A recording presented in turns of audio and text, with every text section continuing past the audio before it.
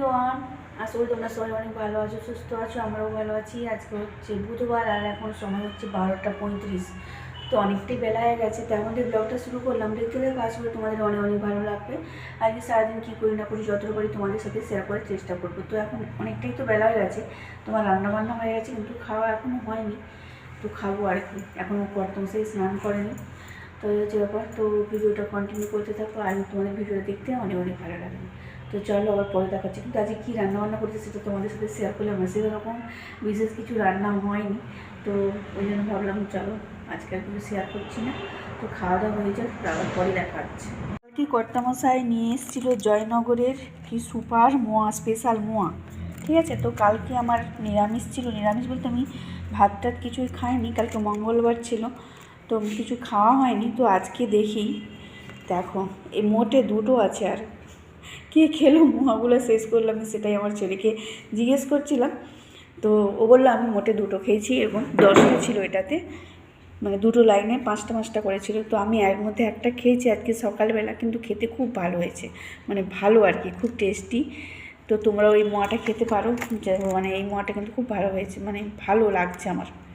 ঠিক আছে, তো চলো এই হচ্ছে ব্যাপার। মানে প্যাকেট আছে আর মোয়া, মানে আমি যখন খাই মানে তখন 4টে ছিল, আমি একটা খেয়েছিলাম আর 3টে ছিল। আর এখন আবার দেখতেছি দুটো আছে, এই দেখো।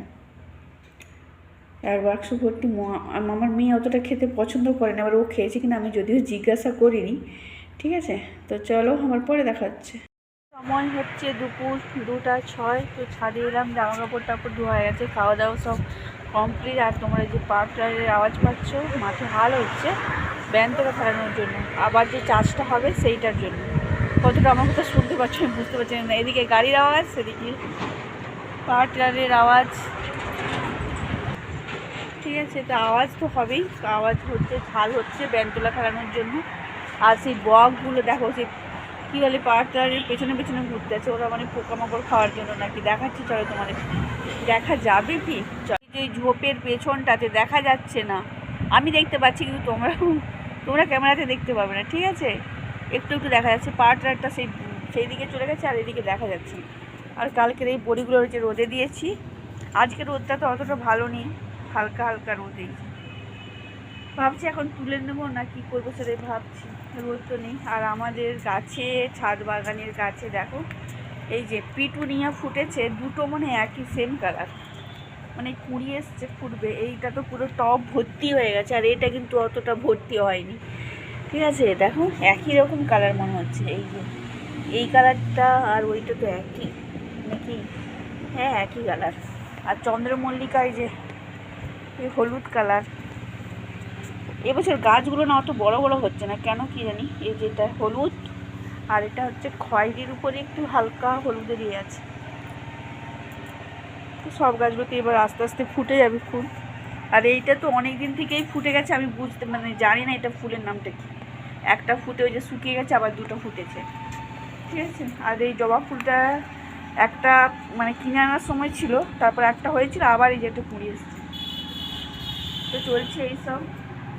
ছাদ বাগানটা এবার কিছুদিন পরে ভরে যাবে। ও আচ্ছা, এই যে একটা চন্দ্রমল্লিকা, এই যে দেখো এটা আবার খয়েরি না কি কালার, ফুটলে ভালো বোঝা যাবে। ঠিক আছে, এটা তো এটা না হলুদ হবে মনে হচ্ছে দেখে, দেখো কুঁড়িটা দেখে।